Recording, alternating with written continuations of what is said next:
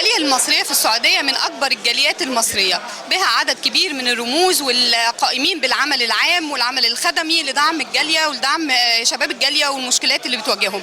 يسعدنا اليوم أن نلتقي مع أحد هذه الرموز، المستشار نشأت عبد العليم، المستشار القانوني للجاليات المصرية بالسعودية. أهلا وسهلا بحضرتك. اهلا بحضرتك يا استاذ ابتهال، وشرف كبير جدا ان التقي حضرتك النهارده في المؤتمر الجميل واللقاء جسر المصريين بالخارج. الحمد لله، احنا دي النسخة الرابعة، يمكن بنلتقي لحضرتك لأول مرة، لكن متواجدين دايما مع المصريين في الخارج، ويمكن من أدرى البرامج بمشكلاتهم، وحضرتك الجانب القانوني الجانب الأهم في هذه المشكلات.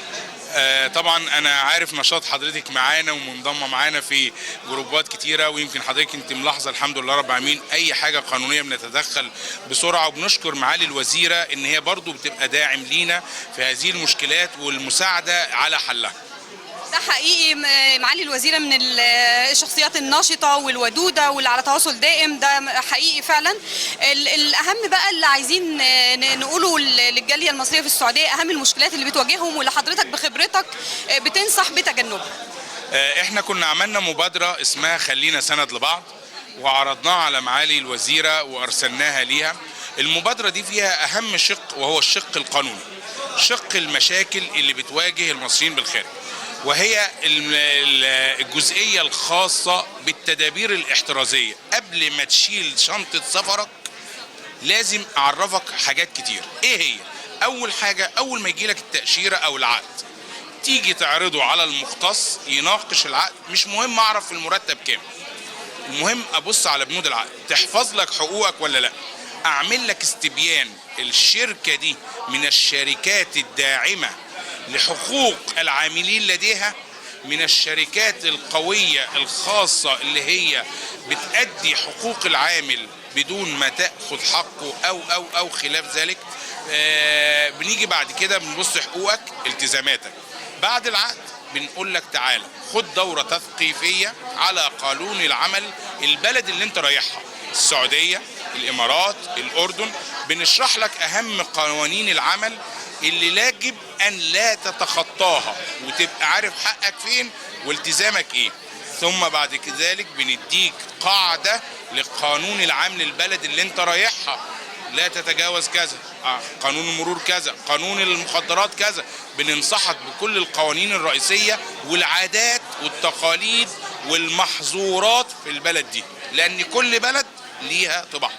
يمكن السعودية قامت وزارة الموارد البشرية بالتعاون مع وزارة الهجرة بإطلاق حملة للتوعية بنفس البنود اللي حضرتك بتقولها، بس بشكل مختصر شوية. إيه رأي حضرتك؟ الحمد لله رب العالمين، كنت أحد المساهمين في هذه المبادرة مع القنصلية المصرية والقنصل عبد الله والقنصل راضي.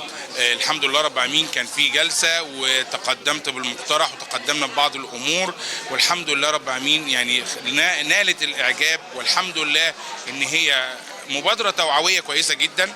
كمان تبنت المبادرة اللي احنا قمنا بيها نقابة المهندسين المصرية. ده دور النقابات، لجنة المهندسين العاملين بالخارج، وعملنا توعية اونلاين لكل المهندسين المصريين بالخارج عن القوانين المقارنة واهم البنود اللي تذكر في العقود توعية ليهم. حضرتك كمان كان ليك مبادرة أخيرة قدمتها لمعالي وزيرة الهجرة الحديث عنها في النسخة الرابعة لمؤتمر المصريين في الخارج، اتكلمنا عنها، اللي هي خلينا سند لبعض. كان الجزء القانوني اللي اتكلمنا فيه، في جزء اقتصادي وجزء خاص بإنشاء منصة سند المصريين. المنصة دي يكون فيها عدة خدمات، يكون فيها بيانات المصري داخل مصر قبل ما يسافر، وخارج مصر عند وصوله بيحط شركته عشان لا قدر الله حصل حاجه نعرف نوصل له، رقم باسبوره، تليفونه، ليه خدمات يقدر يحصل عليها، مواعيد ياخدها من السفاره من خلال المنصه، بعض الخدمات استخراج شهاده ميلاد، استخراج سايم طلاق، وتجيله ويستلمها من طريق السفاره.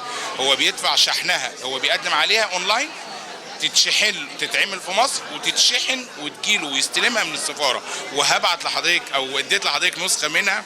ايضا في جنب المبادره توعيه الجيل الثالث والرابع من الشباب. ان نعمل بروتوكول تعاون من وزاره الهجره مع معالي وزير الهجره، تقوم بعمل بروتوكول تعاون مع وزاره الدفاع لاكاديميه ناصر العسكريه في 4 دورات من اهم الدورات. ابنائي لما خدوهم اتغيروا 180 درجه، اصدقائنا لما خدوهم اتغيروا فكرا، قرارا، اسلوبا، مناقشه، حب الامن القومي الوطني، الامن المصري. طبعا هي 4 دورات.